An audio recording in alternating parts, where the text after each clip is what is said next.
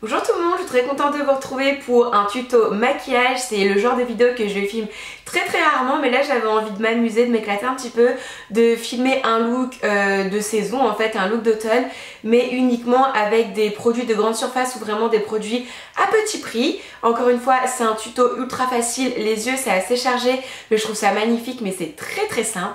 Donc si ça vous intéresse, go! Allez c'est parti, on peut commencer le make-up. Donc je vais commencer par appliquer une base. Donc ça c'est une base verte Nocibé. Je prends une dosette de produit et je vais en mettre sur l'ensemble de mon visage. Donc la couleur verte ça va venir un petit peu unifier le teint, corriger les rougeurs. Et j'en mets sur tout mon visage, même par exemple au menton où j'ai pas de rougeur, parce que ça va permettre à mon make-up d'avoir une meilleure tenue. Une fois que la base est appliquée, on va laisser complètement le teint de côté.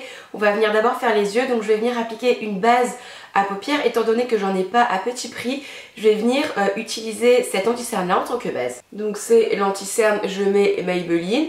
Donc je en mets hop là directement sur mes paupières.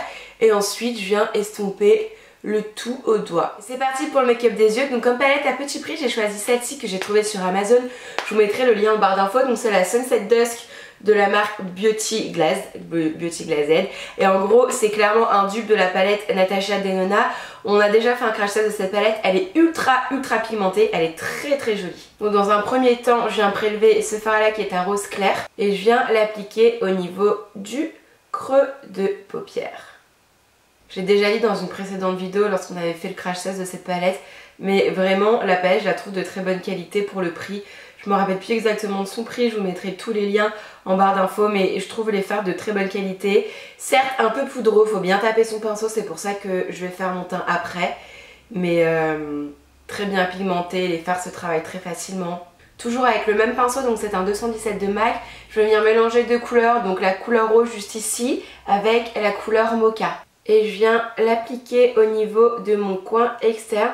Donc j'ai mélangé les deux couleurs parce que je voulais pas non plus quelque chose de trop rose.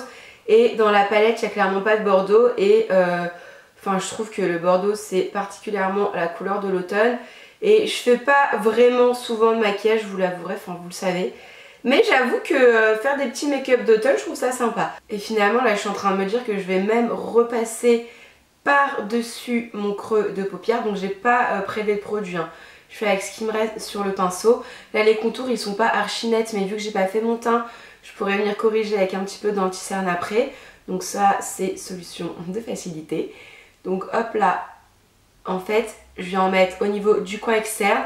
Je repasse par dessus mon creux de paupière et je vais venir en appliquer en coin interne également. En fait je fais tout le contour de mon œil. Maintenant ce qu'on va faire, on va venir appliquer une couleur très lumineuse sur le centre de la paupière. Donc hop là, je prends mon anti-cerne, j'en mets quand même pas mal sur ma main. Je prends un pinceau, celui-ci n'a pas de référence, c'est un Pariax. Je l'ai depuis au moins 15 ans, il m'a coûté vraiment pas grand chose, je sais même pas s'il existe encore. Je viens prélever de l'anti-cerne et je viens l'appliquer là où je veux poser ma couleur lumineuse, donc c'est-à-dire tout le centre de ma paupière. J'en mets pas énormément non plus, c'est juste pour nettoyer un petit peu et pour que la couleur accroche mieux. Donc voilà ce que ça donne pour l'instant. Maintenant ma couleur lumineuse ça va être cette couleur là, la couleur Sunset. Donc je viens la prélever au doigt parce que c'est une texture un petit peu crémeuse. Vous savez comme on trouve dans les palettes Huda Beauty et compagnie. Donc ça c'est quand même plus pratique d'appliquer au doigt. Bon et bah écoutez hop là. Voilà, au niveau pigmentation franchement on peut difficilement mieux faire en termes de rapport qualité-prix. Donc pour l'instant je le pose au doigt comme ça.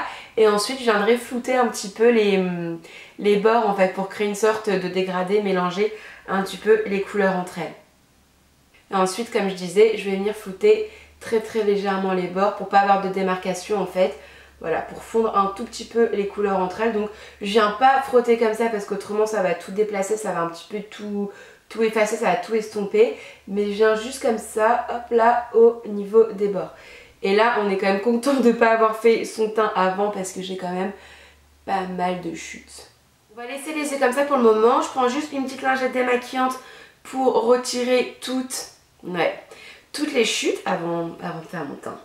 Comme fond de teint j'ai décidé d'utiliser celui-ci de NYX, vous savez, avec les petites gouttes. Je l'ai en teinte naturelle. C'est un fond de teint que j'aime bien parce qu'il est totalement modulable.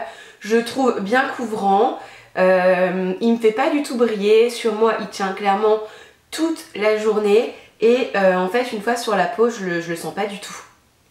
Comme anti-cerne, j'ai utilisé le Je m'aime Maybelline que j'avais mis en tant que base sur mes paupières.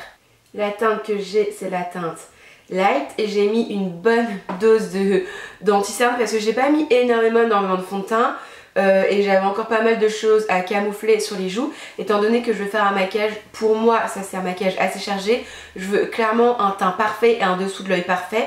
Donc moi ce que je fais avec cet anti-cerne là, c'est que je le pose et je laisse sécher à peu près 30 secondes, 1 minute et je trouve que comme ça il est encore plus couvrant et encore plus facile à travailler. Et là maintenant il s'agit d'être assez minutieuse, de bien estomper son anti-cerne et de bien faire les contours comme ça sans déborder. Mais ça c'est pas mal de faire le teint après, enfin du moins l'anti-cerne après. Bon déjà ça permet d'avoir un dessous de l'œil qui est complètement parfait, sans aucune tache, sans aucune trace.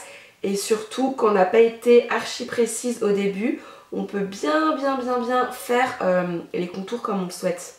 Après ça, j'ai poudré mon visage et mon dessous des yeux avec la banana powder de la marque Essence, c'est le Brighten Up. Je commence tout le temps par la zone T et ensuite avec ce qui me reste sur le pinceau, je viens poudrer mon anti-cerne. Je mets pas énormément de poudre en dessous de mon anti-cerne, juste ce qu'il faut parce que autrement moi, ça massage beaucoup trop le contour des yeux et ça me cartonne le regard en fait.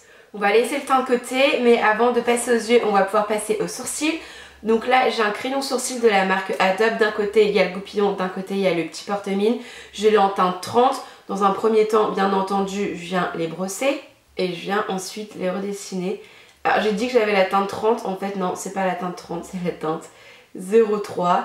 Donc là, étant donné que j'ai un make-up assez chargé, je vais venir bien redéfinir mes sourcils. Et au niveau de la teinte, on est vraiment pas mal.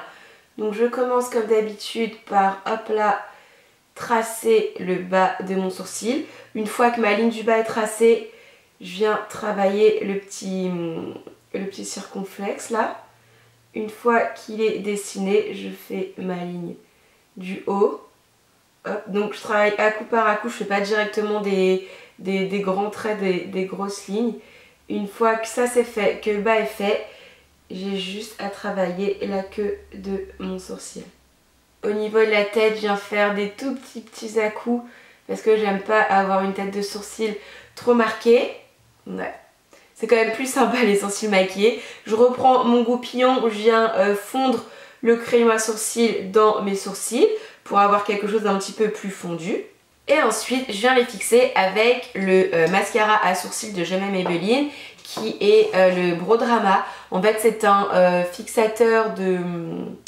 C'est un gel transparent en fait, tout simplement. Donc comme ça ne vient pas m'ajouter de la couleur, juste ça les fixe et ça les matche en place. Maintenant, je vais venir mettre du crayon noir dans la muqueuse supérieure, inférieure et je vais même dépasser un petit peu sur mon ras de cils.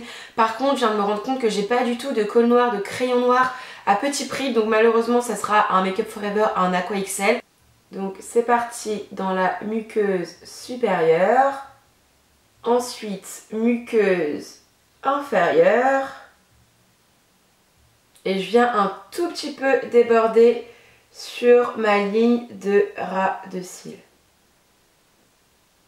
Ensuite avec un pinceau biseauté très précis, encore une fois c'est un pinceau Paris Axe qui n'a même plus de référence, enfin référence Disney, mais ça fait franchement bien 10 ans que j'ai acheté, donc je sais pas si ça existe encore.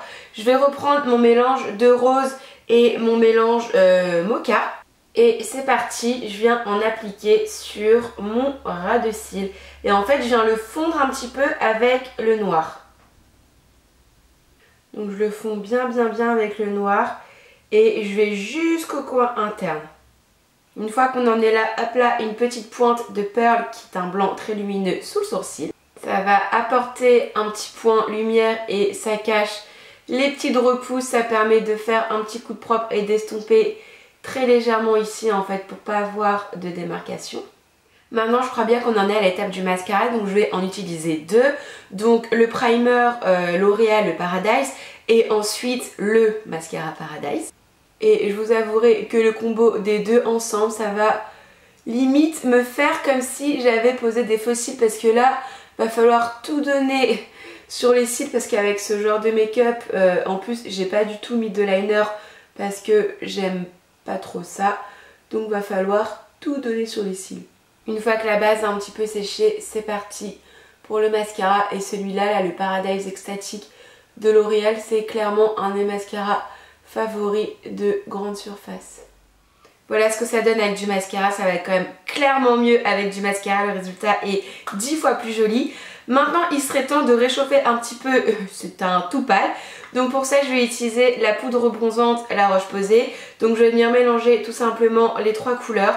En fait celle-là est complètement mate, ces deux-là sont légèrement irisées. Je vais pas venir faire un contouring ultra marqué, je viens juste réchauffer le teint, donc j'en mets au niveau du front, j'en mets au niveau des tempes. Je vais creuser mes joues comme d'habitude et ensuite je termine ici par bronzer cet endroit là pour affiner un petit peu le double menton. Et ensuite une fois que tout est bien estompé, que j'ai plus de traces et que j'ai un teint réchauffé un petit peu plus sculpté également, je viens appliquer un blush. Alors celui-ci je suis pas sûre qu'il existe encore, j'ai depuis très longtemps. C'est un blush Kiko, il fait très rose, très violet en caméra alors qu'en vrai c'est clairement un bois de rose assez foncé. C'est le numéro 112, ce sont les Soft Touch Blush. Je suis pas sûre qu'il existe encore, je regarderai, je verrai ça en barre d'infos. Et c'est parti, on en met un petit peu, on va donner un petit peu de couleur. Voilà ce que ça donne pour le teint, pour le blush, pour le bronzer. Maintenant, dernière étape, on va pouvoir passer aux lèvres. Donc je vais appliquer un gloss parce que vous me connaissez, je mets pas de rouge à lèvres mat, pas trop de choses sur mes lèvres, mais c'est vrai qu'avec ce make-up, je pense que celui-ci ira bien. Donc c'est de la marque Wonder 2, c'est le Wonder Kiss que j'ai en teinte plum, qui est tout simplement un joli violet. Et voilà ce que donne le make-up complètement terminé avec la bouche. Je vous avouerai que je me suis éclatée à faire ce maquillage et je le trouve très joli.